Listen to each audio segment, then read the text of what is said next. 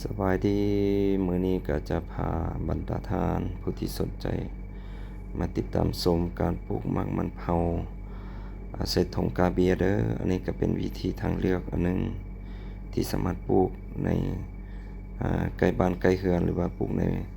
พื้นที่ที่ใช้พื้นที่น้อยเนาะแต่ต้องการปลูกให้ได้สามารถได้กินเนาะอันนี้สามารถใส่กระปุกที่เป็นสามเหลี่ยมสี่เหลี่ยมหรือว่าจะปล่อยปลาให้มันเป็นรูปทรงตามธรรมชาติแบบนี้ก็ได้เด้อสามารถปลูก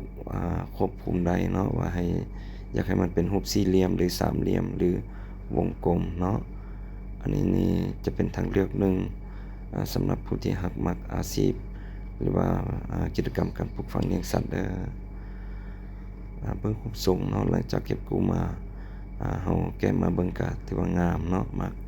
ใหญ่งามอันนี้ก็เป็นทางเลือกหนึ่งสำหรับผู้ที่สนใจเด้อขอบใจที่ติดตามชม